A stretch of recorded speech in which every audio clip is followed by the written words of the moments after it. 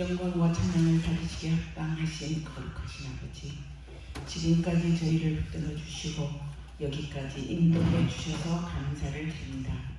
저희가 이 시간 주님 앞에 찬양과 예배드리기를 원하오니 성령님 처음부터 끝까지 함께하여 주시고 저희와 동행하여 주옵소서. 이 모든 간구를 우리 주 예수 그리스도 이름으로 기도 올리옵나이다.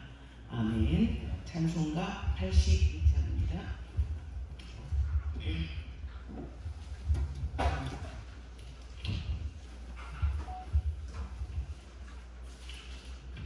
82장.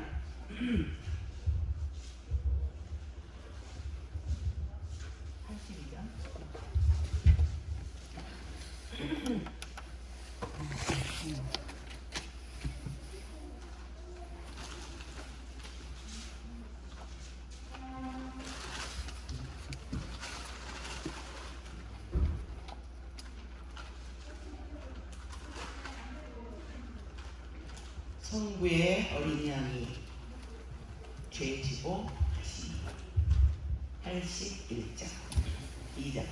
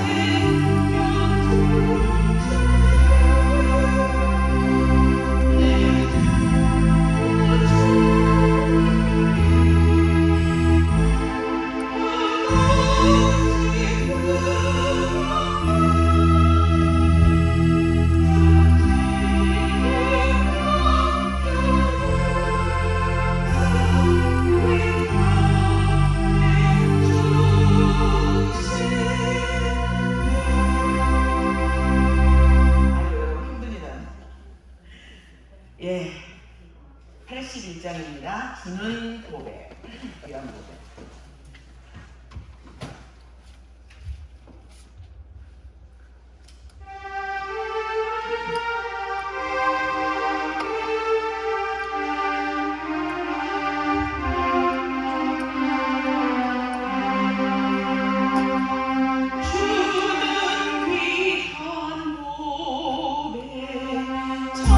기쁨의 꿈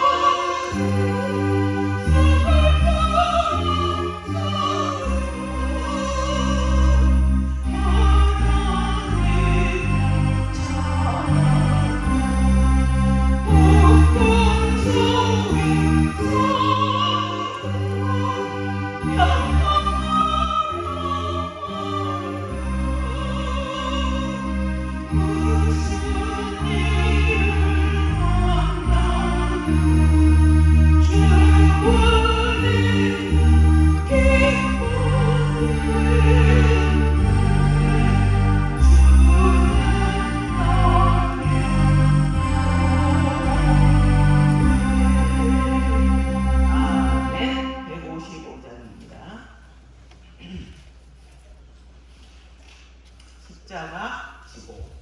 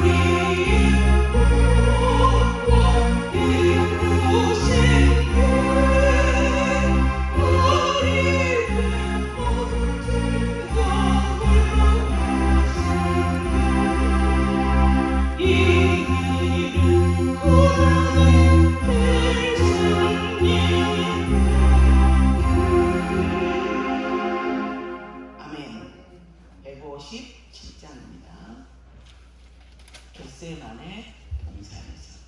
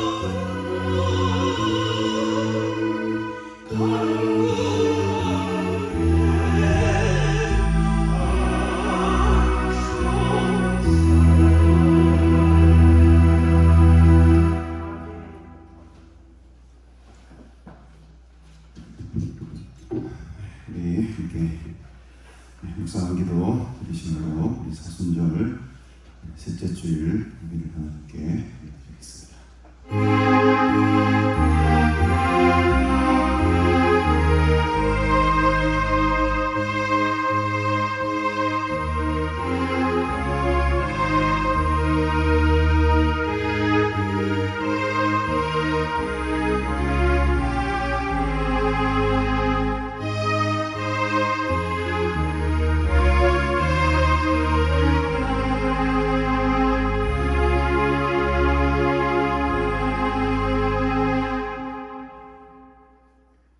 사도신경으로 신앙 고백합니다.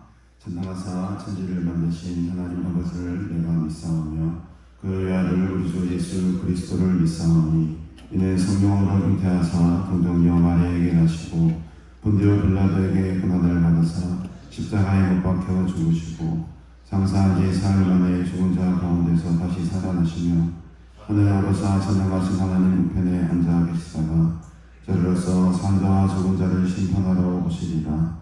성령을 믿사오며 거룩한 공예와 성도와 서로 교통하는 것과 죄를 사하여 주시는 것과 몸이 다시 사는 것과 영원히 사는 것을 믿사옵나이다.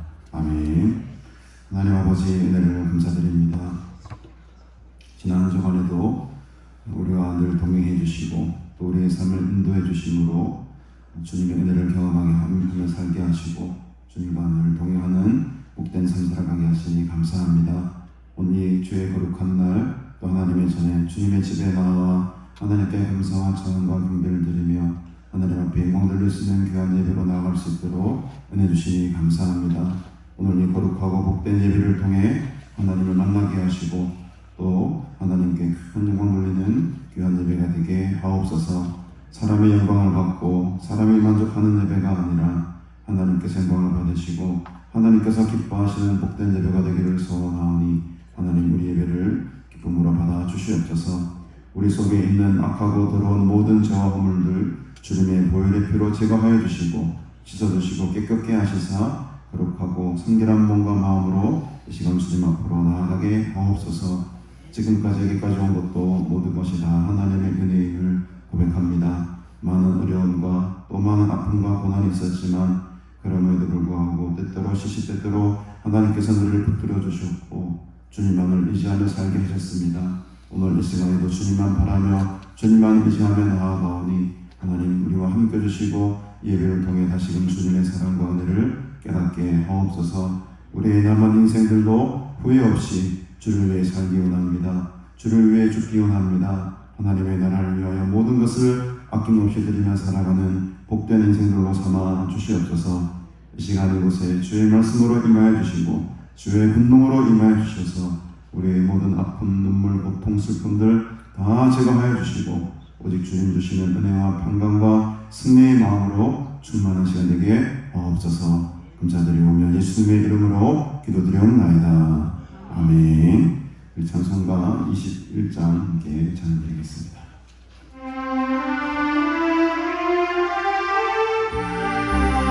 Amen.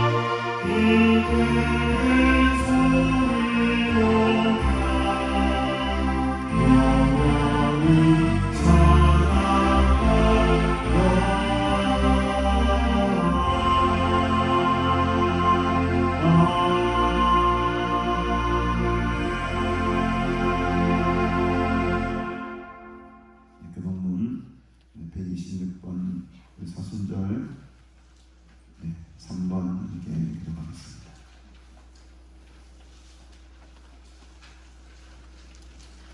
여호와여, 나의 영혼이 주를 우러러 보나이다.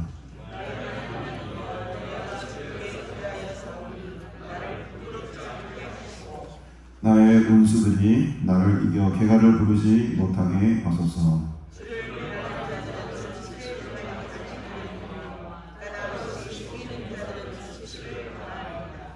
여호와여, 주의 도를 내게 보이시고 주의 길을 내게 가르치소서.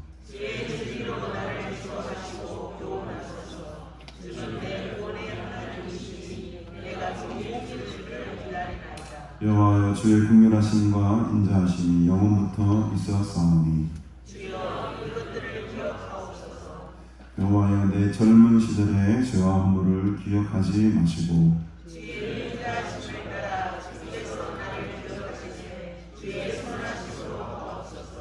여호와는 선하시고 정직하시니 그러므로 그의 도로 죄인들을 교훈하시리로다.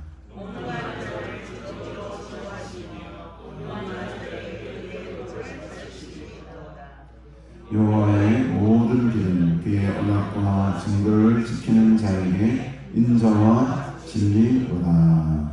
아멘. 오늘 하나님 말씀 함께 보겠습니다. 누가복음 7장 18절부터 28절까지 말씀 함께 보겠습니다. 누가복음 7장 18절부터 28절까지 말씀 한 절씩 교독하며 성경 읽은 후에 우리 김상환 선생님 기도해 주시겠습니다. 요한의 제자들이 이 모든 일을 그에게 알리니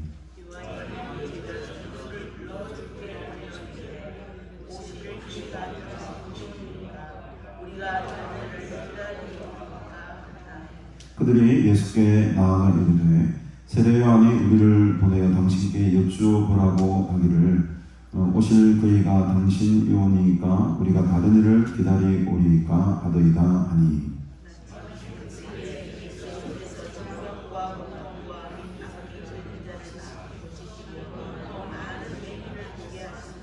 예수께서 대답하여 이르시되 너희가 가서 보고 들은 것을 요한에게 알리되 매경이 보며 못 걷는 사람이 걸으며 나병 환자가 깨끗함을 받으며 귀먹은 사람이 들으며 죽은 자가 살아나며 가난한 자에게 복음이 전파된다 하라.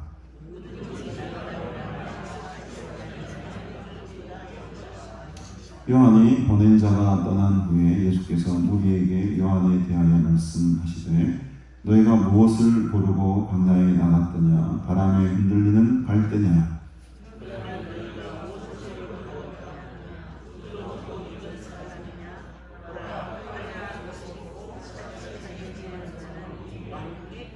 그러면 너희가 무엇을 보려고 나갔더냐? 선지자냐? 옳다. 내가 너희에게 이르노니 선지자보다도 훌륭한 자니라.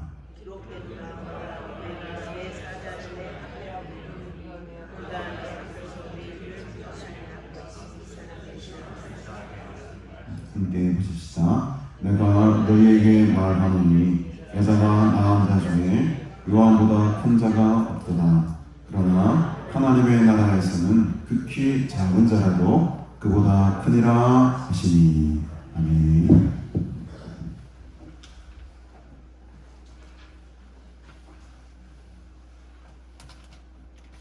저희를 사랑하시는 우리 하나님,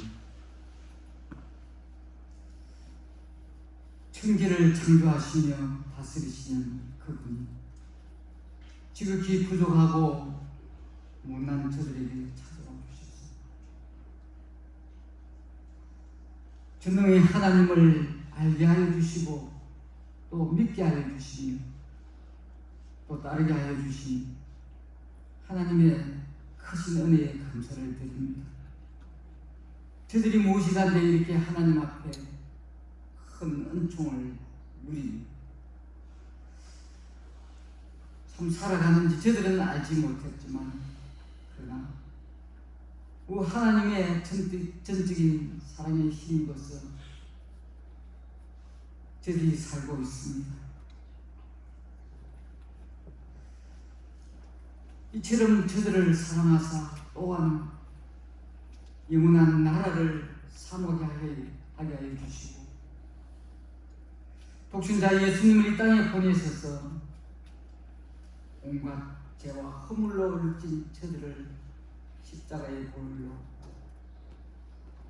사하여 주시고 어렵다고 티없다고 거룩하다고 인정하시며 영원한 하나님의 나라를 소망 삼고 살아갈 수 있는 그 은혜를 다하여 주심을 감사를 드립니다. 우리가 살아갈 때에 주님 나라를 잊지 않고 살아갈 수 있도록 함께하여 주옵소서. 우리의 소망은 하늘이고 앞으로 우리가 걸 곳도 주님의 나라이고 결단코 소망 가운데 즐거워하며 기뻐하며 감사하며 살아가는 저들 되게 하여 주시옵소서. 주님 없이는 살아갈 수 없노라고 고백하며 다짐하였지만 주 예수보다 귀한 것 없다고 찬양하였지만 세상이 더 크게 보이고 여러가지 환경과 여건이 믿음 없는 모습으로 저들을 사로잡았지만 그래도 주님 없이는 저들은 살 수가 없습니다. 주님, 주께서 지금까지 뒤돌아보면 저들을 품어주셨고 동행하여 주셨고 인도해 주셨기에 지금까지 여기까지 왔습니다. 앞으로도 주께서 함께 해주시지 아니하면 또한 나약한 모습으로 돌아갈 수밖에 없는 저들 성령으로 붙들어 주시기를 원합니다. 인도해 주시기를 원합니다. 성령님의 가르침에 따라서 살아갈 수 있도록 함께하여 주시기를 원합니다. 잘못된 부분 해결케 하여 주시고 또한 변화되게 하여 주시고 성령님께서 새롭게 하여 주셔서 주님의 사람으로 거듭날 수 있도록 성령님 도와주시옵소서.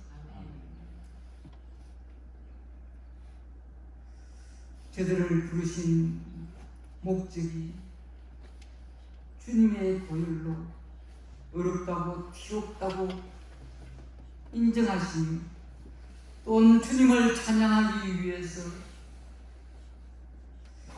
주님의 자녀로서 주님의 나를 기업으로 있게 하기 위하여 저들을 불러주셔서 하는데 그 은혜에 보다가요 어떻게 하면 주님을 기쁘시게 할까?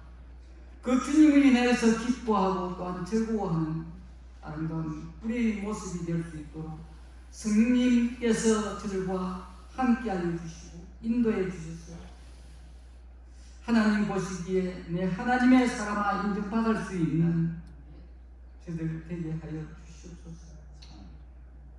이 나라의 백성을 사랑하시는 우리 하나님, 암울한 땅에 불교와 유교와 우상으로 가득 찬 이 땅에 선교사를 통하여서 복음이 들어오게 하여 주시고 주님의 이름을 나타내게 하여 주시며 교회를 세우시고 학교를 또한 세우고 병원을 세우고 우리 하나님의 축복이 함께 하셔서 이렇게 마음껏 하나님을 찬양하며 예배하며 선교하는 나라로 세워주셨고 이렇게 부강한 나라로, 살기 좋은 나라로 만들어 주셨습니다. 그러나 안타깝게도 지금은 교회의 수도 줄어가고 성도 수도 줄어가며 참 주님 보시기에 부족한 부분들이 많이 나타나고 있는 현실을 바라보면서 주님, 먼저 믿은 저들이 하나님 앞에 잘못되었습니다. 잘못 살았습니다. 회개하는 심령으로 하나님 앞에 다시 한 번 더 바르게 설 수 있도록 우리 하나님 함께하여 주시기를 원합니다. 교회를 붙들어 주시기를 원합니다. 주께서 세우신 성도들을 붙들어 주시기를 원합니다. 초심으로 돌아가 하나님 기쁘신 뜻에 따라서 순수하고 바른 교회가 되게 하여 주시고 거듭나게 하여 주시고 성도들도 주님의 첫사랑을 회복하며 새로워질 수 있도록 함께 하여 주옵소서. 이 나라를 축복하신 하나님, 참 살기 좋은 이 세상이지만 또 너무나 또 여러 가지 환경이 여건이 어려운 가운데 있습니다. 정말 미래가 불확실한 이 세대를 살고 있습니다.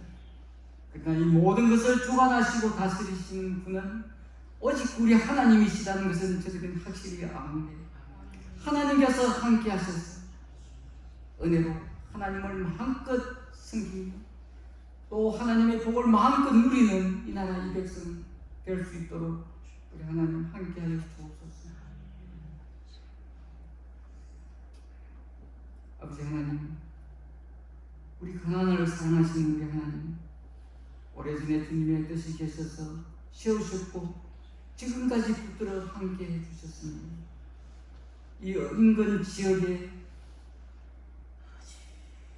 모든 교회들에게, 성도들에게 큰 영향을 미칠 수 있도록 함께하여 주시고, 이곳을 찾는 주의 무리들 영이 새로워지며 변하여 새로워지며 주님 앞에 응답받는 귀한 처소가 될 수 있도록 사용해 주시기를 바라옵고 원합니다. 말씀을 증거하는 많은 주의 종들에게 함께하여 주셨습니다. 이곳 찾는 주의 무리들에게 피로 특별한 말씀으로 역사하셔서 은혜의 처소로 부족함이 없도록 함께하여 주시기를 원합니다. 우리 담임 목사님을 기억해 주시기를 원합니다. 주께 붙들림 바 되어서 주께서 기뻐하시고 귀하게 쓰는 귀한 목사님 될 수 있도록 함께하여 주옵소서. 남달리 귀한 길을 걷게 하여 주시고 주께서 귀한 사명을 맡겨주셔서 영육간의 강건함을 다하여 주시고,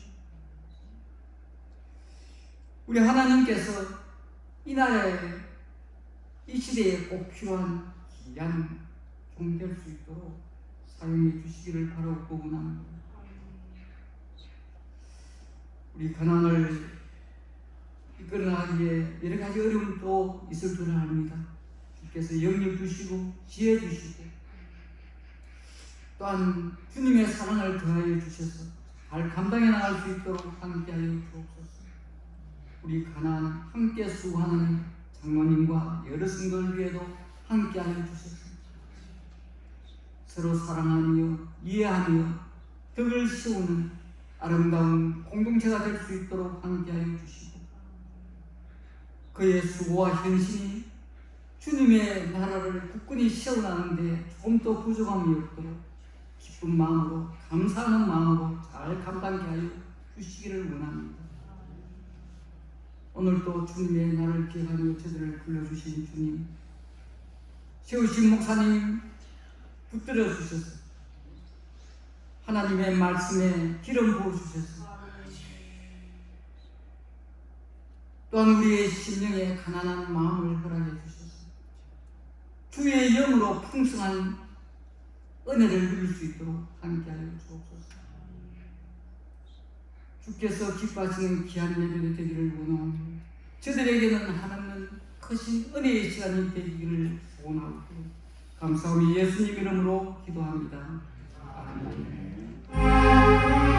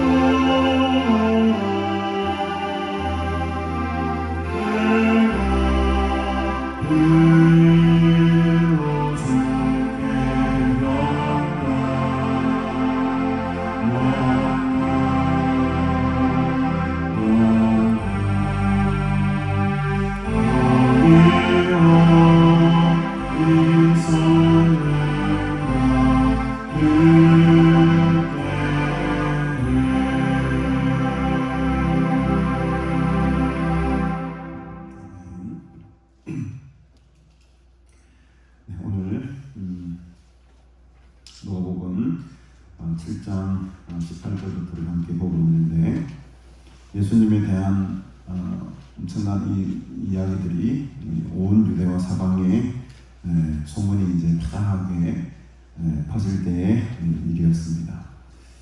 요한의 제자들이, 여기서 말하는 요한은 세례 요한이 되겠죠.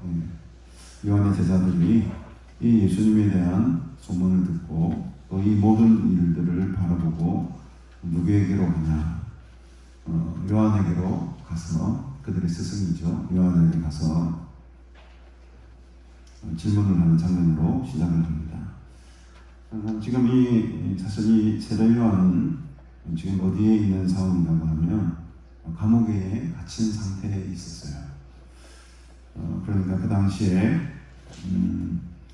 분봉왕이었던 헤롯 안디바가 자신의 동생이었던 빌립이라는 동생이 있었는데 그 빌립의 아내를 취하게 되죠.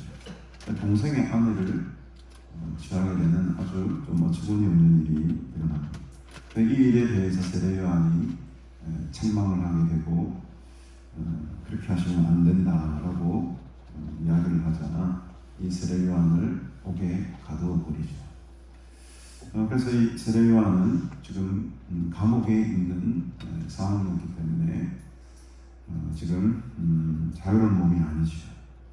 그래서 이 세례 요한의 제자들이 예수님에 대한 소문을 듣고 예수님을 만나고 이제 지금 예수님께 세례 요한을 대신해서 세례 요한은 지금 옥에 갇혀 있는 상태니까 요한의 제자들이 예수님을 만나는 장면으로 시작이 됩니다. 그래서 이 요한이 그 제자 중 둘을 불러 죽게 보내죠. 세례 요한이 예수님에 대한 이 소문을 듣게 되고 아주 궁금하니까 그의 제자 2명을 예수님께로 보내요. 그래서 이런 질문을 한번 해봐라 라고 예수님께 보내게 되죠. 그 질문이 무슨 질문이었냐면 19절에 보니까 오실 그이가 당신이오니까 우리가 다른 이를 기다리오리까 이 질문을 한번 던져보라는 것이었어요. 오실 그이가 당신입니까? 아니면 우리가 다른 사람을 지금 기다려야 되는 것이겠습니까?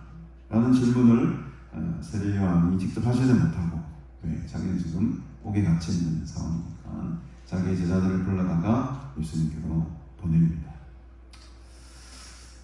이제 그런 상황 속에 이 제자들이 예수님께로 나아가죠. 그리고 이렇게 질문을 던집니다. 실제적으로 세례 요한이 우리를 보내어 당신께 여쭈어보라고 하셨습니다. 오실 그이가 당신입니까? 우리가 다른 일을 기다려야 됩니까? 그대로 이 제자들이 세례 요한의 부탁을 듣고 질문을 던지게 되죠. 여기 이제 세례 요한이 좀 독특한 질문이 있습니다. 오실 그이가 오시다 이런 말을 지금 쓰고 있어요. 그러니까 이 예수님에 대한 어떤 여러 가지 표현들이 있지 않습니까? 메시아라든지 뭐 그리스도라든지 아니면 뭐 임마누엘이라든지 지극히 높으신 아들이라든지 그 예수님에 향한 명칭들이 많이 있지 않습니까? 하나님의 아들이라든지 아주 이제 명사화된 단어들이 있죠. 임마누엘, 하나님의 아들, 뭐 그리스도, 메시아 이런 명사화된 예수님을 지칭하는 이야기들이 많이 있음에도 불구하고 세례 요한은 독특하게 어떤 표현을 씁니까? 오시다라는 표현을 써요. 이렇게 물어봐도 되잖아요. 당신이 하나님의 아들입니까? 당신이 그리스도입니까? 당신이 메시아입니까? 당신이 지극히 높으신 아들이 맞습니까? 이런 명사화된 당신이 누구입니까? 라고 질문을 던질 수도 있었음에도 불구하고 세례 요한은 어떤 질문을 합니까? 오실 그입니까? 오시다라는 이 동사 행위 자체에 지금 굉장히 강조하고 있다는 것을 우리가 알 수 있습니다. 그래서 여러분 이 오시다라는 것이 어떤 의미냐? 오시다라는 것이 어떤 의미냐면 요한복음 1장에도 나오지만 우리가 지난주에 천명석 교수님을 총장님을 통해서 말씀을 드렸죠. 말씀이 육신이 뭐가 됐다는 말씀이 육신이 되었다라고 하잖아요. 이 되었다라는 말이 오시다라는 말과 같은 의미를 가지고 있어요. 그러니까 이 세례 요한은 굉장히 지금 핵심적인 것을 보고 있는 거죠. 뭐 이렇게 이제 뭐 어떤 인물화된 것이 아니고 하나님이 보내신 어떤 그 되다, 오다 이 행동에 지금 굉장히 중요한 질문을 던지고 있는 겁니다. 그러니까 이 되다라는 말, 오다라는 말 속에는 예수님의 인성과 하나님의 신성이 다 포함되어 있는 아주 독특한 지금 동사를 사용해가지고 질문을 던지고 있다는 거죠. 그러니까 이제 세례요한은 굉장히 아까 지금 예수님도 이렇게 말씀을 하시지만 주님도 말씀을 하시지만 이 같은 이가 없다고 하시잖아요. 굉장히 그 시대를 앞서 나가고 뭔가 모르게 이 하늘의 어떤 신령한 영의 세계를 좀 알고 있었던 자라고 볼 수 있겠습니다. 그랬더니 마침 21절에 보니까 이 질문을 던질 때에 그러면 예수님께서는 오실 그이가 나다 이렇게 말씀해 주시면 속이 시원하잖아요. 네가 생각하는 너희들이 기다리던 그가 내다 이렇게 말하면 될 텐데 그렇게 말씀하지 않으세요. 21절에 보니까 마침 그때에 예수께서 뭘 하십니까? 질병과 고통과 및 악귀 들린 자를 많이 고치셨다. 이 많다는 말이죠. 많이 고치시고 또 많은 맹인을 보게 하셨다. 그러니까 몇 명만 이렇게 한 게 아니고 질병 걸린 자, 고통당한 자, 악귀 들린 자 이들을 많이 고치시고 또 그 당시에는 소병이 그렇게 많았나 봐요. 또 많은 맹인들을 보게 하셨다. 그러니까 지금 어떤 의미인지 아시겠죠? 오실 지금 행동을 지금 강조하고 있잖아요. 근데 그거를 예수님께서 간파하시고 그 자리에서 대답을 하기보다는 직접 뭘 보여주십니까? 행위를 통해서, 행동을 통해서, 사역을 통해서 내가 그가 맞다는 것을 간접적으로 보여주고 있는 거예요. 예수님 오늘 시간에도 우리의 병과 우리의 고통과 우리의 아주 연약한 심령들을 만드시고 고치시는 줄로 믿습니다. 오늘도 우리가 이 영적인 눈이 지금 뜨여지는 시간에 한 주간 동안에 좀 때가 탔던 그 안경을 좀 닦는 시간, 열심히 지금 기도 시간에 우리 이진 집사님 보면 기도 안 하고 열심히 안경 닦고 있더라고. 용서했어요. 안경을 잘 닦아야지 잘 보이니까. 지금 우리 안경 닦는 시간에 우리 영적인 이 어두운 눈에 이 눈이 확 열리도록 우리가 지금 열심히 지금 하나님의 치료의 손길을 경험한 중인 거예요. 지금 이 순간에 직접 하나님께서 보여주셨어요. 그 세례요한의 제자들에게 내가 이런 자라는 것을 말 대신 행동으로 보여주시는 거예요. 행동으로 보여주는 게 여러분 제일 좋은 효과입니다. 애들한테 우리 책 읽어라 뭐 해라 이빨 닦아 소용없어. 내가 책을 보고 있습니다. 내가 직접 본을 보이고 행동으로 보여주면 그대로 따라가게 되는 거예요. 그래서 예수님은 이 제자들의 질문에 내가 그이고 내가 하나님의 아들이고 내가 메시아고 내가 그리스도고 자아만 설명하지 않습니다. 그래? 너희 오는 그 일을 보고 싶냐? 내가 그거라는 것을 내가 너를 보여주마. 그리고 그대로 그냥 예수님의 그 행위를 통해서 행동을 통해서 그가 메시아인 것을 우리 괜찮습니다. 우리 보석 우리 집사님 오셨네. 감사합니다. 우리 장정교회 다닐 때 제 선배세요. 선배님 우리 3년 선배죠. 3년. 네. 우리 열심히 선교 활동하시고 대학 캠퍼스에서 교수님으로 또 많은 제자들을 옆에 우리 두 친구들 반갑습니다. 할렐루야. 손을 들어서 우리 완전히 박수를 한번 해주시죠. 어느 나라에서 오셨던데? 아프리카 부룬디. 부룬디. 처음 들어보는. 이게 아프리카에서 제일 소부 최근에. 그렇구나. 지금 우리 형님께서 열심히 선교 사역하고 동역하는 분들을 오늘 이렇게 한국말도 좀 알아들으시는가 조금은? 조금 알아들으신다. 다행입니다. 제가 영어를 안 하거든요.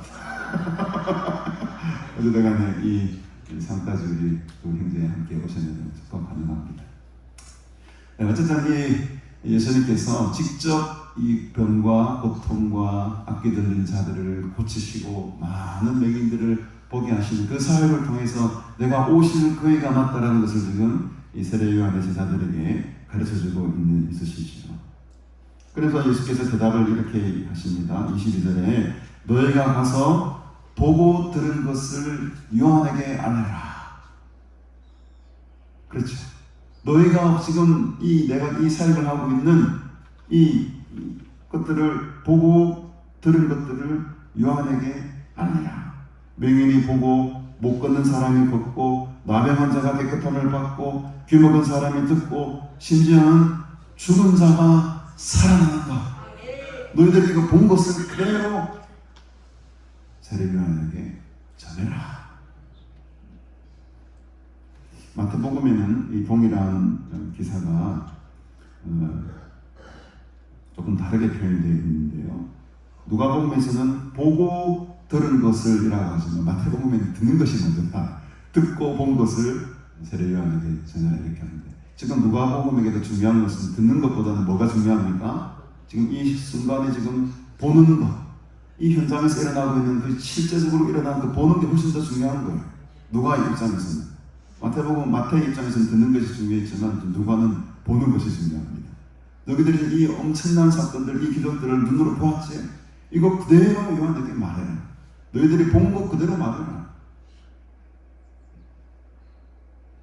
22절에 보면 가난한 자에게 복음이 전파된다라고 하죠. 이 가난한 자라는 말은 헬라어로 부타코이라는 말을 쓰는데, 이것은 단순히 그냥 물질이 가난하다, 먹고 살기가 힘들다, 그런 가난함을 나타나는 것이 아니고, 이 가난함의 의미는요 훨씬 더 깊은 의미를 가지고 있어요.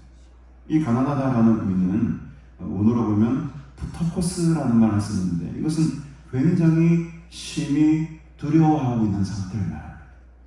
많은 세상의 위협과 세상의 핍박과 억압으로부터 위축된 상태를 부타코스라고 해요. 그러니까 이거는 어떤 물질적인 가난함뿐만 아니고 정신적인 가난함, 또 마음적으로 주는 궁핍함, 또 여러 가지 억압 세력으로부터 눌림을 당하는 상태, 그런 상황으로 말미암아 굉장히 마음이 막 위축되고 어떤 두려워하는 상태로 있는 그 상태를 말합니다. 그러니까 이제 조금 더 정확한 언어적 의미는 살금살금 움츠려 들다 이런 말이에요. 이렇게 우리가 막 추우면 막 움츠려 들잖아요. 그처럼 어떤 세상의 힘과 세상의 어떤 억압으로부터 굉장히 지금 몸이 움츠러들고 몸이 지금 눌리고 이렇게 무언가에 의해서 또는 누군가에 의해서 억압을 받고 있는 상태를 부타코스라고 해요. 그러니까 지금 이 가난한 자에게 복음이 전파된다. 이 가난한 것의 의미는 여기 맹인도 포함되고 못 걷는 사람도 포함되고 나병 환자도 포함되고 귀먹은 사람도 포함되는, 물론 물질적으로 힘들고 궁핍하고 가난한 사람들까지도 다 포함되는 거죠. 이 가난한 자라는 표현이 누가복음에서는 상당히 다른 복음서에 비해서 자주 등장하게 되는데, 바로 이 누가는 가난한 자에게 복음을 전해진다는 것에 굉장히 방점을 두고 있다. 그래서 영적으로 궁핍한 자들, 보로된 자, 이사야에 나오는 말씀이죠. 눈먼 자, 억눌린 자, 이 모든 것들을 다 포함하고 있는 단어가 가난한 자다. 경제적으로, 신체적으로, 정서적으로, 심지어는 영적으로 모든 것을 포함해서 억압받고 있는 모든 백성들을 향할 때에 이 누가복음은 가난한 자다라고 지금 이야기를 하고 있는 것입니다. 그러니까 여러분, 우리 중에는 가난한 자가 100%다 가난한 자예요. 여러분, 부유한 자가 없어요. 마음이 힘들고 어렵고 병들고 지치고 이 세상에 주는 어려움과 고난 때문에 늘 이렇게 우리는 가난한 상태로 살아갈 수밖에 없는 존재들의 존재 자체가. 왜 그렇습니까? 죄 때문에 그런 거예요. 죄 때문에.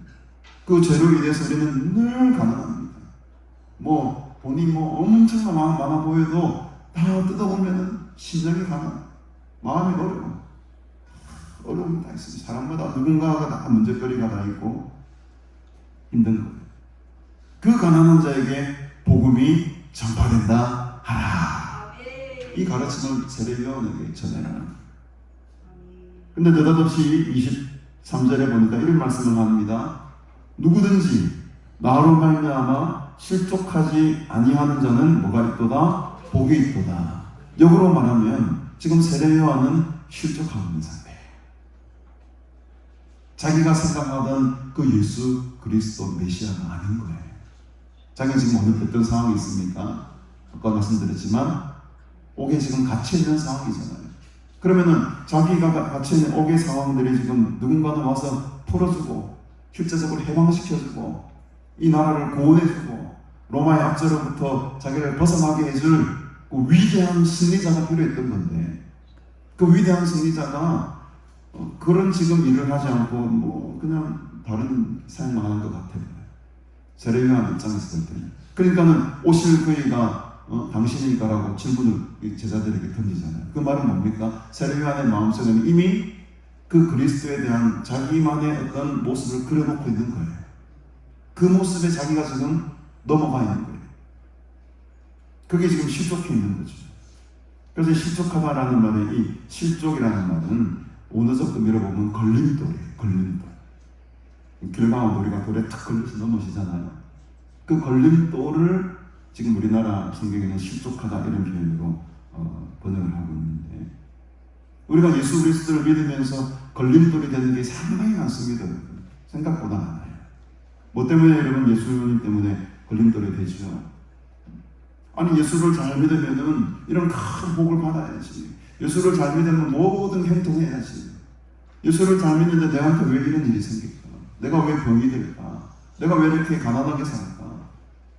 이런 일들이 예수를 믿는데 뭐가 된다는 겁니까? 걸림돌이 되는 거예요.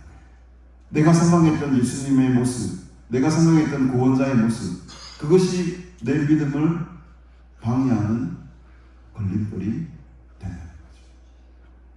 이게 바로 지금 예수님께서 세례요한에게 사실 하고 싶었던 말씀입니다. 네가 생각했던 그 그리스도 오시리에 대한 형상 모습을 버리라는 거예요. 버리라는 거예요. 우리는 저도 이제 생산하다 보면 좀 오류에 빠질 때가 있는데 내가 그려놓은 하나님의 모습이 있어요. 사실은 그 큰 하나님의 모습 속에 내가 들어가야 되는데 내가 그려놓은 그리스도의 안으로 그게 다인 줄 알고 그게 모든 하나님의 모습인 줄 알고 착각하는 살아갈 때가 참 많이 있다는 겁니다. 좀 어려운 표현인지 모르겠습니다만 하나님을 너무 주관화시켜버려요. 나의 하나님, 나의 하나님, 나만의 하나님. 이렇게 그 하나님의 모습을 내 것으로만 만들어버리면 무슨 문제가 생기냐? 조금 다른 모습을 보여주면 실족하게 돼요. 저 하나님 모습이 아닌데, 내가 생각했던 하나님이 아닌데 라고 하면서 우리의 믿음의 그릇의 크기를 축소시켜요. 우리는 그럴 때 두 가지 균형이 가야 됩니다. 물론 나의 하나님, 내가 만난 하나님은 중요하죠. 그러나 나만의 하나님이 아닌 거예요. 너의 하나님인 거예요. 우리의 하나님인 것입니다. 더 크신 하나님입니다. 이것을 조금 어려운 편으로 하나님을 객관화시킬 훈련이 좀 필요합니다. 여러 사람의 눈에 여러 사람이 함께 경험한 하나님을 나의 하나님으로 받아들일 수 있는 그 능력이 내게 필요한데 우리는 너무 내주관적인 하나님 합니다. 그러니까 내가 믿는 하나님이 다야. 네가 믿는 하나님은 또 틀린 하나님이야. 그게 잘못된 방향으로 나오면 그게 우상입니다. 그게 나만의 하나님을 만들어 놓고 그게 진짜 하나님이 아닌데 그게 하나님인 줄 알고 착각하고 살아가는 그게 우상이지 뭐. 우상이지. 뭐가 우상입니까? 지금 세례요한은 그 자기가 그려놓은 메시아상 다시 오실 그 상에 대한 자기만의 그림을 그려놓고 있어요. 거기에 지금 세례요한이 걸려 넘어지고 있는 거죠. 그래서 여러분 우리는 우리의 믿음을 그릇을 훨씬 크게 키울 필요가 있습니다. 그래야 지금 실족하지가 않아요. 넘어지지 않습니다. 믿음 좋은 사람이 저렇게 하나 저렇게 하나 그렇게 할 수도 있지. 그런 모습들에 너무 실족하지 말라는 거예요. 오히려 내 모습을 바라봐야지. 내 눈 속에 있는 들풀을 봐야지. 왜 남의 모습을 보고 실족합니까? 지금 그걸 지적하는 겁니다. 예수님은 세례요한아, 네 모습을 제대로 봐. 네 모습을 제대로 봐. 그러면서 아주 제자들을 보낸 후에 24절부터 이제 본격적으로 지금 예수님이 제자들에게 하고 싶은 말이 이제 나오는 거죠. 요한이 보낸 자가 이제 떠난 후에 예수께서 무리에게 요한에 대해서 말씀하십니다. 너희가 무엇을 보려고 광야에 나갔냐? 뭘 보려고 너희들이 광야에 나갔냐? 무엇을 찾기 위해서 누구를 만나기 위해서 광야에 나갔냐? 바람에 흔들리는 그런 갈대 보러 나갔냐? 우리 갈대 보는 거 좋아하죠? 여자분들 갈대 흔들리면 한번 가서 거기서 커피 한잔 마시고 좋아하잖아요. 근데 그 갈대 보러 광야 나갔냐? 아니잖아. 25절에 부드러운 옷 입은 사람이냐? 부드러운 옷을 입었다라는 것은 이제 이 세상적인 화려한 모습이죠. 뒤에도 나오지만 화려한 옷을 입고 사치하게 지내는 자, 그들은 왕궁에 있지 광야에 있지 않다. 26절에 보면 그러면 너희가 무엇을 고르고 나갔더냐? 선지자냐? 옳다. 그러니까 너희들이 광야에 나간 이유는 선지자를 만나기 위해서 나간 것 아니냐. 지금 이렇게 장황한 설명하는 이유가 여러분 뭡니까? 나중에 결론이 나오면 쭉 한번 가봅시다. 27절에 기록된 바 말라기에 기록된 말씀이죠. 보라, 내가 내 사자를 네 앞에 보내노니 그가 네 앞에서 네 길을 준비하리라 한 것이 이 사람에 대한 말씀. 이 사람이 누굴까요, 여러분? 세례 요한이죠. 이 세례 요한이 그만큼 뛰어나다라는 것을 지금 계속 이야기하고 있습니다. 그 세례 요한마저도 지금 실족해서 지금 넘어지지 않느냐 이런 의미예요. 세례 요한을 지금 막 이렇게 엄청나게 지금 높은 자리에까지 올려놓습니다. 보라, 내가 내 사자를 네 앞에 보내노니 그가 네 앞에서 내 길을 준비하리라고 말라기에서 말씀하셨는데 그 사람이 바로 이 세례 요한이다. 그만큼 이 세례 요한은 위대한 사람이고 주의 길을 준비하는 자였다는 거예요. 근데 그도 지금 이렇게 흔들리고 있다. 지금 그도 지금 실족하기 직전이다. 내가 너에게 말하노니 여자가 낳은 자 중에 요한보다 큰 자가 없다. 그렇죠. 요한보다 큰 자가 없다는 거예요. 여자가 낳은 자라는 것은 어떤 의미냐고 하면 이 땅 가운데에 태어난 사람들 가운데, 이 땅에 속한 자들 가운데 이런 거예요. 그러니까 이 땅에 속한 자들 가운데 가장 위대한 자는 누구라는 겁니까? 세례 요한. 왜냐하면 말라기 선지자가 말했던 그 주님 오실 길을 예비하고 준비하는 엄청난 사명을 받은 자가 세례 요한이었기 때문에 세례 요한만큼 이 땅 가운데, 이 땅에 속한 자들 가운데에 위대한 자는 없다는 거예요. 믿으십니까? 세례 요한은 그만큼 이 사람들 가운데 가장 위대한 자, 예수님이 인정할 만큼 큰 자였음에도 불구하고 어떻다는 겁니까 지금? 여전히 그 마음속에는 의심이 있고 메시아에 대한 자기만의 그림이 있고 그것에 지금 실족하기 직전이라는 거예요. 왜? 그러니까 이 땅에 있는 사람들은 뭐가 있다는 겁니까? 아직까지 한계가 있어요. 영적인 눈이 확 열려있는 상태가 아닙니다. 아니라는 거예요. 그래서 오늘의 결론입니다. 그러나 하나님의 나라에서는 극히 작은 사람인데 누가? 세례 요한이. 아무리 이 땅 가운데 속한 자 중에 가장 위대한 선지자를 할지라도 지금 다 의심하면서 그 제자들을 나에게 물어보고 보낸 사람이 세례 요한. 이 땅 가운데서는 아무리 큰 자라 할지라도 하나님의 나라에서는, 하나님의 왕국에서는 극히 작은 자라. 그보다 하나님의 나라에서 극히 작은 자라도 세례 요한보다는 크다는 거예요. 결론적으로는 어떤 말입니까? 저와 여러분이 세례 요한보다 크다는 거예요. 우리는 하나님의 천국의 백성들이 된 사람들 아닙니까? 지금 이 이야기를 하기 위해서 지금 예수님이 계속해서 제자들과 계속 긴 대화를 하고 세례 요한이 이런 사람이었고 정말 위대한 사람이었고 엄청난 사람이었고 세상 가운데 이 사람만큼 위대한 사람이 없고 그럼에도 불구하고 이보다 큰 자들이 있으니 누구다? 예수를 믿는 너희들이야말로 세례 요한보다도 더 큰 자들입니다. 잘 안 믿어지시겠지만 우리가 세례 요한보다 큰 자들입니다. 우리는 신령한 영적인 눈이 띄어진 자들이에요. 오늘 이 본문을 같은 본문을 말하고 있는 마태복음 11장을 한번 가보십시다. 마태복음 11장 제가 이 말씀 한 말씀만 드리고 결론을 말씀드릴 텐데 마태복음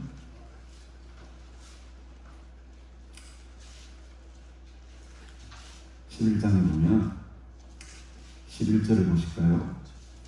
똑같은 본문입니다.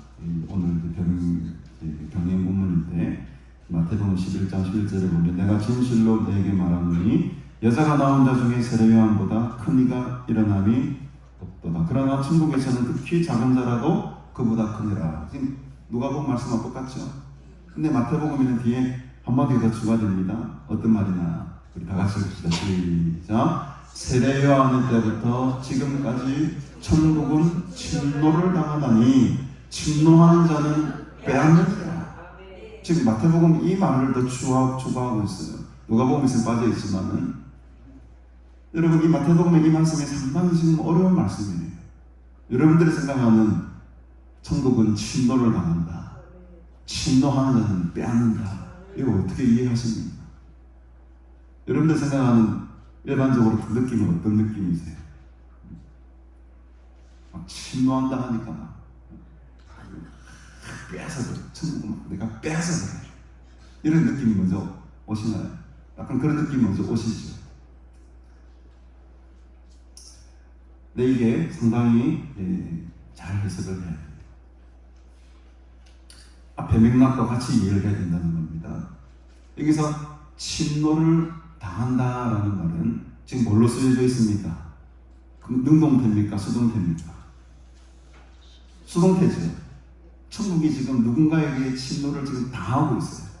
이때 이 당한다라는 침노라는 말이 수동의 형태로 쓰일 때는 어떤 형태로 쓰이냐면 이게 좀 수동의 형태로 이 침노를 당한다고 했을 때는 어둠의 세력들, 굉장히 뭐랄까요, 어둠의 세력들을 물리치고 임하는 그런 상황을 말합니다. 이게 수동적으로 쓸 때는 좀 어려운 표현이지만 사실은 이게 이제 천국은 힘차게 뻗어나가고 있다 이런 의미인데, 이 뻗어나가려고 하면은 저항의 세력이 있어야 되잖아요. 저항의 세력이 있어야지만 이게 그걸 뚫고 천국이 확장되지 않습니까? 그때 이 저항의 세력들에 의해서 침범을 당한다 이런 말이에요. 그러니까 이제 우리가 천국을 가려고 하는데 그 천국을 가지 못하도록 계속 방해하는 세력들이 있잖아요. 어둠의 세력들이. 그 세력들이 이 천국을 계속 이 확장시키려고 하는 이 하나님의 나라에 대해서 계속 억압한다 이런 의미를 가지고 있어요. 당한다는 의미가. 좀 이해가 가십니까? 제가 이 말을 좀 설명 잘 못하는 것 같기도 하고. 천국은 지금 계속 공격을 당하는 거예요. 여기서 침노하는 사람들은 세상의 어두운 세력들을 말해요. 세상에 이 천국을 가지 못하게 방해하려고 하는 이 사단의 세력들을 의미합니다. 천국은 지금 계속해서 이 세상의 어두운 세력들에 대해서 지금 공격을 받고 있어요. 근데 이제 문제는 여기까지는 알겠어. 근데 뒤에 보니까 침노하는 자가 그걸 빼앗는다 했거든요. 이제 이 표현이 이제 헷갈리기 시작하는 거예요. 그러면은 침노하는 자가 누굽니까? 마귀 사탄이 이 세력이 돼버리는 거잖아요. 그들이 그럼 천국을 빼앗아 된다고 이렇게 해석을 하죠. 이게 이제 어려운 부분인데, 이 침노한다라는 말이 또 이때는 수동으로 쓰이지 않고 뭘로 쓰입니까? 지금 긍정적인 표현을 쓰이잖아요. 능동적으로 쓰일 때는 이것은 굉장한 열정을 가진 사람들을 의미해요.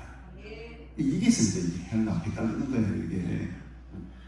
이게 침노하는 이때의 능동적인 표현은 어떤 거냐면, 내가 목숨을 걸고 죽음을 불사르고 용기 있게 담대하게 그 저항의 세력에도 불구하고 내가 그들과 싸워서 나가는 자들, 그들이 천국을 얻게 된다 이 말이에요. 그러니까 이게 이제 침노를 당한다, 침노한다 이 표현이 상당히 좀 헷갈리는 표현이긴 합니다만, 여기서 빼앗는 자들은요 영적인 싸움에서 이기는 자들을 말해요. 그리고 앞에 맥락으로 따지자면 이 침노하는 자들은요 가난한 자들, 지극히 작은 자들, 이들이야말로 오실 일을 믿고 기다리는 자야. 여러분들이 그런 자들이 된 줄 믿습니다. 우리는 지금 천국을 침노하는 자예요. 이 침노할 때는 우리가 막 우락부락한 성격을 가지고 막 전쟁하고 막 싸움하고 이런 게 아니고, 가난한 자, 심령이 가난하고 마음이 가난하고 이 세상으로부터 억압을 당하는 자, 눌린 자, 아까도 말했지만 가난한 자가 의미하고 있는 바가 그런 것들이라고 말씀드렸어요. 그렇게 눌린 자들이 예수님의 주시는 그 힘과 능력으로 그 용기 있게 담대하게 나가는 자들이 바로 침노하는 자들입니다. 그저 말만 세게 하고 막 자기 그 영적인 경험을 세게 말 이런 자들이 침노하는 게 아니에요. 여기서 침노하다는 말은 세상의 어떤 침노로부터 그 어떤 억압으로부터도 내가 그것을 이기고 주님만을 갈망하고 주님만을 사모하고 그 영적인 싸움에서 승리하며 나아가는 자들이 그 천국을 얻게 될 것이다. 마태복음에서 말하는 게 그런 의미라는 거죠. 오늘 물론 누가복음에서는 이 말씀이 나오진 않지만 같은 맥락에서 살펴보면 오늘 이 결론의 말씀입니다. 요한보다 큰 자라는 것은 바로 이런 자들이에요. 천국을 침노하고 세상의 어떤 세력과 힘의 앞에서도 굴복하지 아니하고 내 믿음을 지키고 실족하지 아니하고 내가 예수를 너무너무 잘 믿었습니다. 그럼에도 불구하고 큰 시험이 오거나 큰 병이 온다 할지라도 그것으로 넘어지지 않을 거예요. 그것을 통해서 더 그냥 믿음이 그냥 커져버려야 돼요. 이게 바로 천국을 침노하는 자들의 모습입니다. 뜨거운 열정과 믿음을 가지고 흔들림 없는 마음으로 죽도록 달려나가는 자들, 이들이 바로 침노하는 자들, 세례요한보다 큰 자들입니다.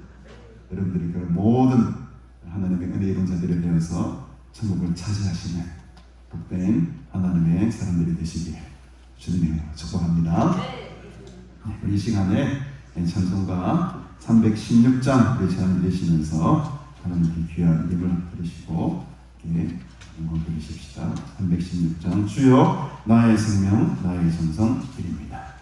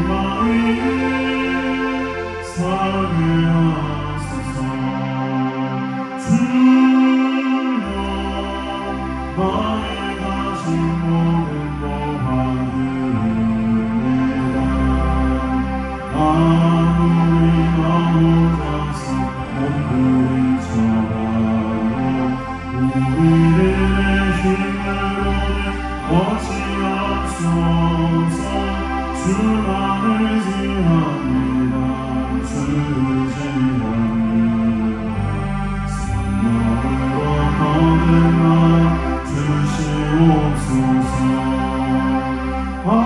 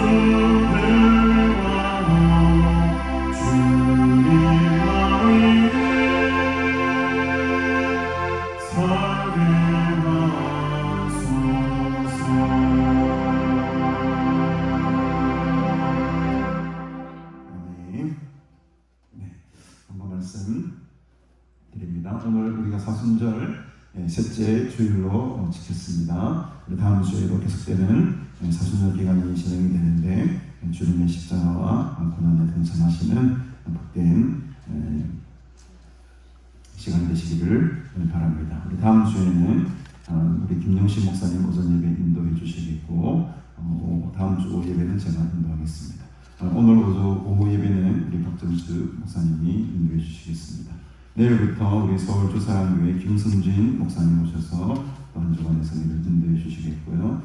지난 주일입니다. 좀 가슴 아픈 소식이지만 우리 수양관에 10년 계속 오래 오셨던 우리 김성식 목사님께서 주일 오전에 안타깝게도 하나님의 부르심을 보셔서 천국으로 입성하셨습니다. 우리 모두에게 충격적인 소식이었지만 이것도 다 하나님의 섭리 가운데 일어난 일인 줄로 믿습니다. 이 일에 우리가 또 실족하지 마시고 더 힘내서 우리 남은 생명들 또 삶들 하나님 앞에 더 드리시는 그런 은혜가 있기를 바랍니다. 그래서 제가 월요일도 갔다 오고 화요일 오전에 발인 예배도 갔다 왔습니다.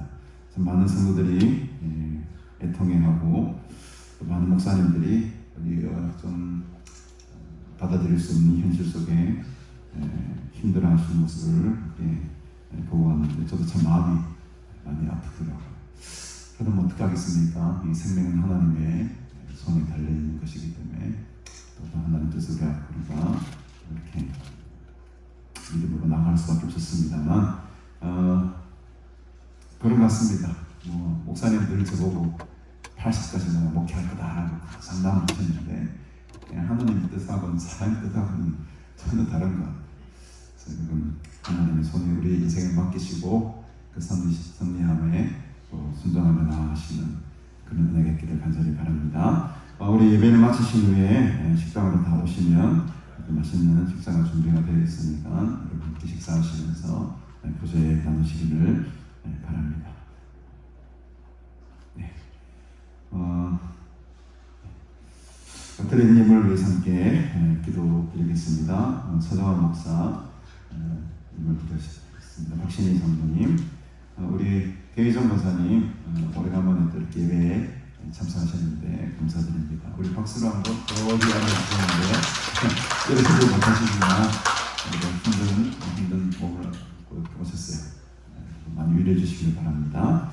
우리 몇천번째임을 조대별 집사님, 계희정 권사님 드리셨습니다. 이시호 집사님, 안지현 집사님 11주 예물과 또 주일 감사임을 드리셨습니다.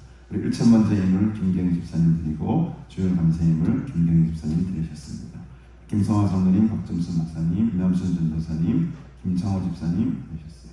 우리 윤영신 권사님 날마다 회복하게 하시니 감사합니다. 우리가 늘 함께 중보하며 기도하고 있으니까 우리 권사님 힘내시길 바랍니다. 가족 구원헌금 권사님 드리셨습니다. 1천번째 예물 이순혜 권사님, 또 유지한 성도님 감사예물, 유지한 성도님 1천번째 예물.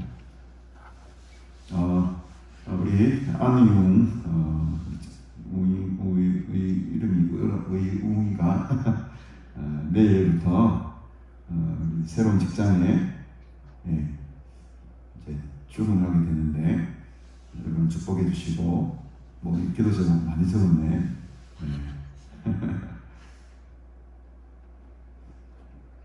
엠바이지 회사 이름이 엠바이지. 엠바이지라는 영도에 있는 제가 알기로는 이 군대에 들어가는 장비들 있죠.